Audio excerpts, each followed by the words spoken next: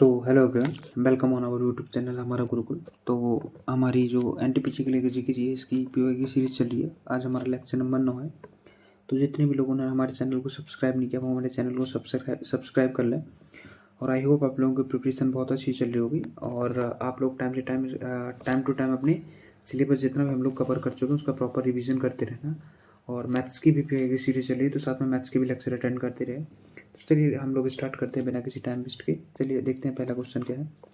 तो पहला क्वेश्चन दिया हुआ है, राष्ट्रंगीण के लेखक कौन है।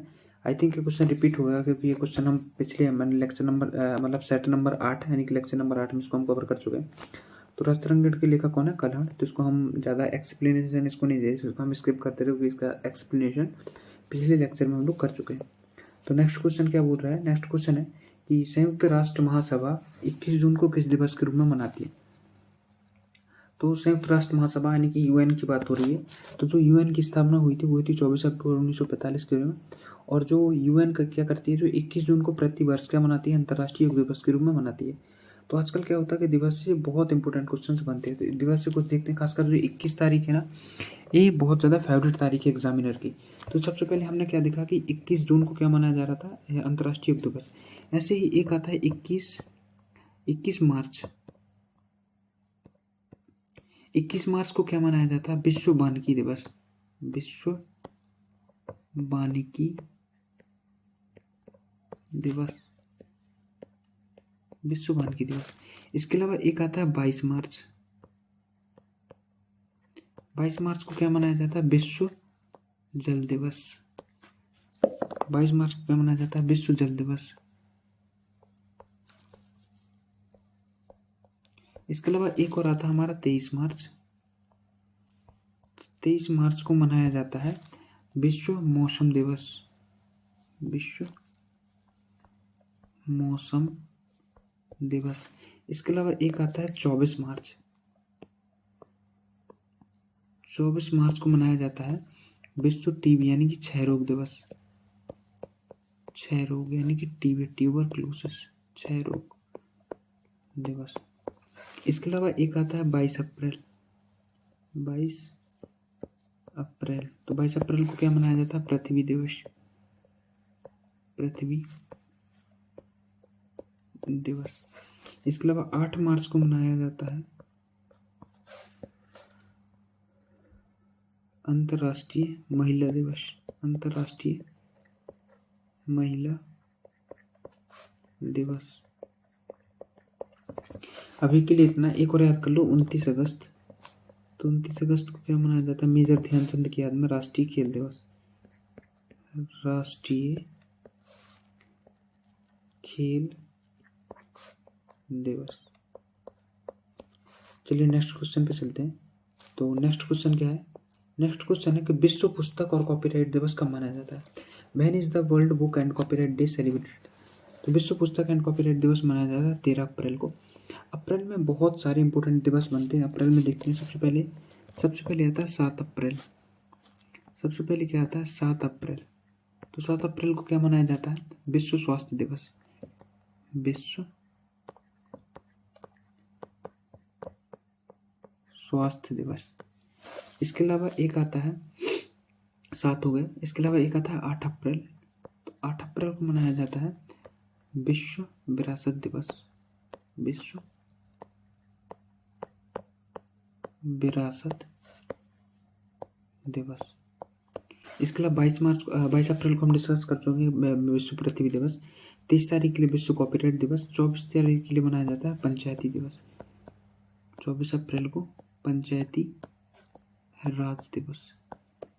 इसके अलावा 25 तारीख को मनाया जाता है मलेरिया दिवस।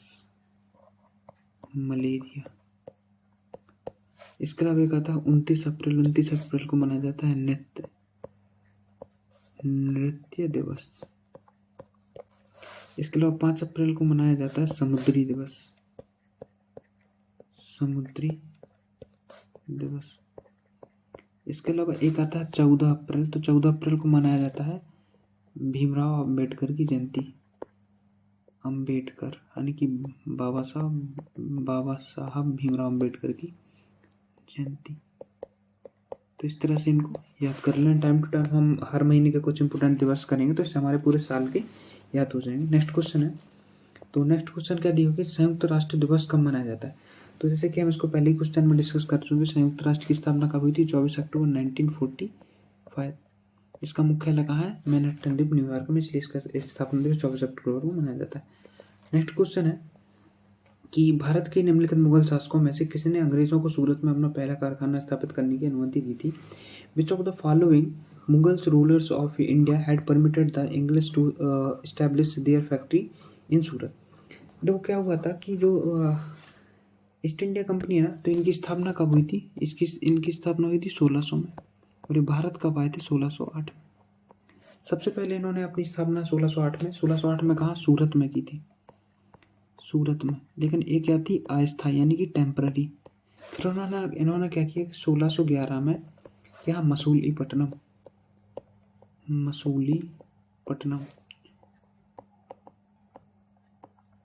1611 में इन्होंने मसूलीपट्टनम में खोल दी।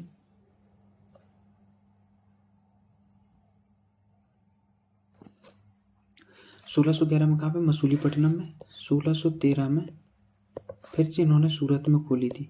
इस बार इन्होंने क्या किया था, परमानेंट खोली थी। इसके अलावा 1633 में कहाँ खोली थी, 1633 में उड़ीसा में।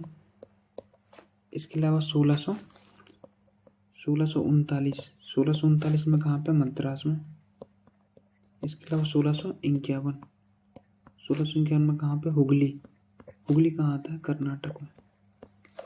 तो इस तरह से इन्होंने अपनी फैक्ट्री खोली थी। अब जिसको भी थोड़ा बहुत कॉमन सेंस होगा ना, वो इस क्वेश्चन को बना देगा। यानी कि 1608 के टाइम पे भारत में शासक कौन सा था, वो था जहांगीर, क्योंकि औरंगजेब लगभग 1650 के बाद आएगा, और शाहजहाँ तो लगभग 1628 के बाद आएगा, बहादुर शाह जफर तो बहुत लेट आएगा। नेक्स्ट क्वेश्चन दिया हुआ है कि निम्नलिखित में से किस राजा को औरंगजेब ने छत्रपति शिवाजी महाराज के विरुद्ध युद्ध के लिए भेजा था। Which of the following kings was sent by Aurangzeb to fight against Chhatrapati Shivaji Maharaj. तो सबसे पहले क्या जानते हैं हम, छत्रपति शिवाजी महाराज के बारे में कुछ इनके फैक्ट जानते हैं। जैसे कि जो शिवाजी महाराज हैं, तो इनका जन्म, शिवाजी महाराज का जन्म कहाँ हुआ था, ये हुआ था इनका 1627 में। इनका हुआ था शिवनेर दुर्ग में, शिवनेर दुर्ग यानी कि शिवनेर किला में, इसलिए इनका नाम शिवाजी पड़ा है। इनके पिता का नाम क्या था, शाहजी भोसले। इनकी माता का नाम क्या था,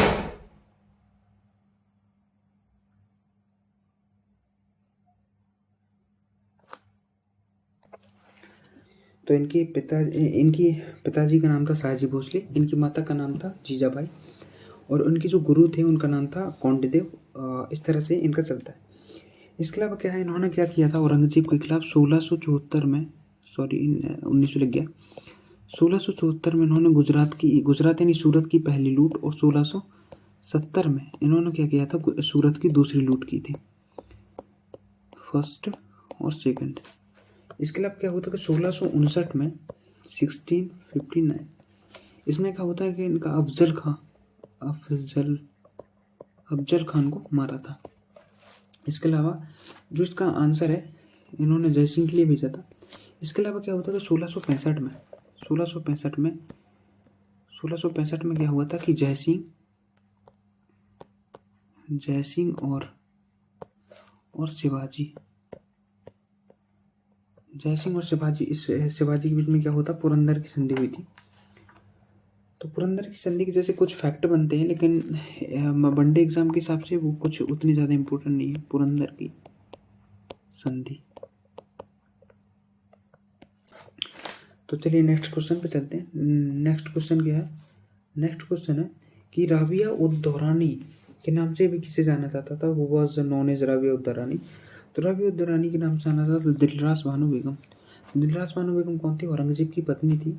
और औरंगजेब ने क्या किया था कि जब इनकी डेथ हो गई थी, तो इन्होंने क्या किया था कि आज के नगर में इनको संभाजी, और पहले इसको औरंगाबाद जानते थे, तो संभाजी नगर में इन्होंने क्या किया था कि इसका मकबरा बनाया था, और इसको बोलते हैं द्वितीय ताजमहल यानी कि ताजमहल की नकल, द्वितीय ताजमहल। चलिए नेक्स्ट क्वेश्चन पे चलते हैं। नेक्स्ट क्वेश्चन है, किस राज्य में विधान परिषद नहीं है। तो which state does not have a legislative council, यानी कि विधान परिषद। तो विधान परिषद प्रेजेंट में भारत में 6 राज्यों में है, जिसमें से 3 तो इसमें दिया है, महाराष्ट्र में, तेलंगाना में, कर्नाटका में, लेकिन केरल में नहीं है। इसके अलावा 3 स्टेट कौन है? एक है बिहार, एक है उत्तर प्रदेश और एक है अपना कौन सा? आंध्र प्रदेश। तो इन 6 स्टेट में क्या है? विधान परिषद है। विधान परिषद का आर्टिकल कौन सा है? तो विधान परिषद का जो आर्टिकल है वो 168 है।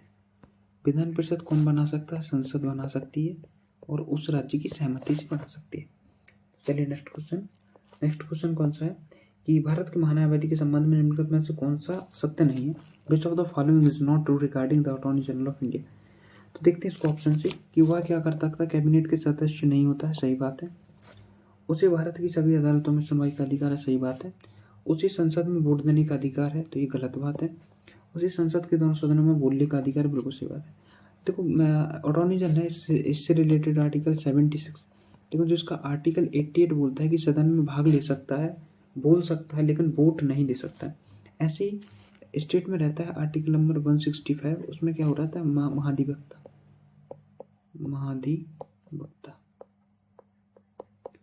चलिए नेक्स्ट क्वेश्चन पे। नेक्स्ट क्वेश्चन क्या है कि नगर पालिका का सदस्य बनने के लिए न्यूनतम आयु की आवश्यकता क्या होती है? तो देखो इधर से हम क्या कर देंगे, एक चार्ट के माध्यम से पूरा समझा देंगे किसके लिए कितनी है। नगर पालिका के लिए फिलहाल 21 की आयु चाहिए होती है। देखते हैं सबसे पहले क्या आता है। देखो सबसे पहले आता है राज्यपाल, राष्ट्रपति, इन दोनों के लिए चाहिए 35 और उपराष्ट्रपति के लिए भी वाइस प्रेसिडेंट। इसके अलावा आता है, इसके अलावा क्या आता है? राज्यसभा ऑब्लिक विधानसभा, विधानसभा नहीं विधान परिषद, राज्यसभा ऑब्लिक विधान परिषद, इसके लिए चाहिए होती है 30 साल। अब आती है लोकसभा ऑब्लिक विधानसभा, लोकसभा विधानसभा, प्रधानमंत्री यानी कि पीएम ऑब्लिक सीएम, इसके लिए चाहिए होती है 25 वर्ष। अब आ जाओ किसके? पंचायत, नगर पालिका और नगर निगम, इनके लिए चाहिए होती है 21। इसके अलावा वोट डालने के लिए इसके लिए चाहिए होती है तुमको 18। पहले भी 21 यानी कि 21 थी, लेकिन फिर 61वें संविधान संशोधन 1989 में इसको भी 18 कर दिया। नेक्स्ट क्वेश्चन क्या है? नेक्स्ट क्वेश्चन है निम्नलिखित में से कौन हिमालय की दूसरी सबसे ऊंची चोटी है? Which of the following is the second highest peak of the Himalaya. तो हिमालय की सबसे ऊंची चोटी कौन सी है? एवरेस्ट। इसकी लगभग ऊंचाई 8,848 मीटर है, जो लगभग बढ़ रही है, कहीं कहीं 91 भी दिखता है। जो माउंट एवरेस्ट की नहीं, हिमालय की दूसरी जो ऊंची चोटी है वो K2। और K2 कहाँ पे स्थित है? POK यानी कि पाक ऑक्यूपाइड कश्मीर में। इसकी टोटल हाइट कितनी है? 8611 मीटर। चलिए नेक्स्ट क्वेश्चन पे चलते हैं। नेक्स्ट क्वेश्चन दिया होगा निम्नलिखित में से कौन सी नीलगिरी पहाड़ियों की सबसे ऊंची चोटी है? तो विच of the following is the highest peak of the Nilgiri. तो नीलगिरी की सबसे ऊंची चोटी कौन सी है? दोदा बेट्टा की हाइट कितनी मानी जाती है? इसकी हाइट आती है 2623 मीटर। जबकि क्या होती है जो साउथ की सबसे ऊंची चोटी होती है वो होता है अनाईमुड्डी कहाँ पे स्थित है? केरल में। और जो कलसुबाई कहाँ की चोटी है? महाराष्ट्र की। चलिए नेक्स्ट क्वेश्चन पे चलते हैं। नेक्स्ट क्वेश्चन है कि निम्नलिखित में से कौन से 2 क्षेत्र भारत के जैव विविधता हॉटस्पॉट है? Which of the following 2 regions are biodiversity hotspot of India. तो देखो जो इसके सिंपल आंसर है कि जो पश्चिमी घाट और पूर्वी घाट है ना, जो हमारे भारत के हॉटस्पॉट में आते हैं। नेक्स्ट क्वेश्चन कौन सा है? नेक्स्ट क्वेश्चन दिया हुआ है कि भाभा परमाणु अनुसंधान केंद्र कहाँ स्थित है? तो where is the Bhabha atomic research centre BARC located. तो बार्क स्थित है मुंबई में, और जिसकी स्थापना हुई थी वो हुई थी 1854 में। तारापुर कहाँ पे? महाराष्ट्र में। इसके अलावा चेन्नई में क्या है? चमड़ा अनुसंधान केंद्र। क्या है चेन्नई में? चमड़ा अनुसंधान केंद्र। ऐसे ही कुछ आता है औषधि अनुसंधान केंद्र। औषधि कहाँ आता है? लखनऊ में। औषधि कहाँ आता है? लखनऊ में। चलिए कुछ पेज पे देख लेते हैं। जैसे कि एक आता है पेट्रोलियम, एक आता है पेट्रोलियम अनुसंधान केंद्र कहाँ स्थित है? तो पेट्रोलियम वाला आता है उत्तराखंड में, देहरादून, देहरादून। एक आता है चावल का, तो चावल का कहाँ पे है? कटक, कटक कहाँ आता है? उड़ीसा में। इसके अलावा एक आता है दाल का, दाल का कहाँ है? दाल खा के कान पक गए, यानी कि कानपुर में। इसके अलावा एक आता है आलू का, आलू का एक है इसमें ग्वालियर में, लेकिन इसका से एक शिमला में है। इसके अलावा तुमसे पूछा जा सकता है सिडबी का मुख्यालय कहाँ है? सिडबी का मुख्यालय भी कहाँ है? लखनऊ। इसके अलावा एसबीआई का मुख्यालय कहाँ है? तो ये अपना मुंबई, मुंबई। आरबीआई का मुख्यालय कहाँ है? मुंबई। आरबीआई का मुख्यालय पहले कहाँ हुआ करता था? कोलकाता। नेक्स्ट क्वेश्चन है कि भारत में बना पहला परमाणु रिएक्टर कौन सा है? Which is the first nuclear reactor built in India? तो जिसका आंसर होता है वो होता है अप्सरा। जैसे पूछा जाता है भारत का पहला उपग्रह कौन सा था? भारत का पहला उपग्रह यानी कि अपन ने कौन सा उपग्रह किया था? तो इसका था आर्यभट्ट। लेकिन ये क्या किया था हमने? रूस की सहायता से किया था।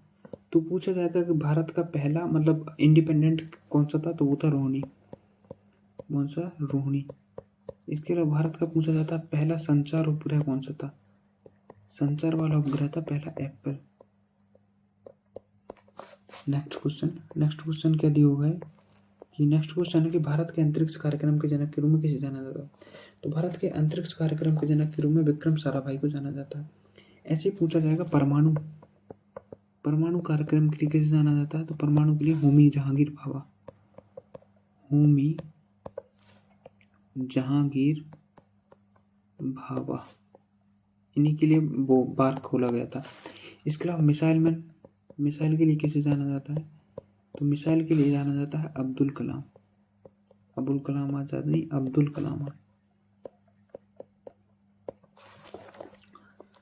तो इस तरह से हमारे क्वेश्चन समाप्त हुए और आई होप आप लोगों के लिए सीरीज पसंद आ रही होगी। और आप लोगों की जो भी आप लोगों के लिए हो कि एक ये सीरीज चलाएं, तो आप लोग कमेंट में टाइप करें, उस पर हम लोग सोचेंगे, देखेंगे, यदि टाइम मिलेगा तो नई सीरीज भी स्टार्ट करेंगे। और मैथ्स की पीओ की सीरीज भी चलेगी। आई होप आप लोग सभी लोग देख रहे होंगे।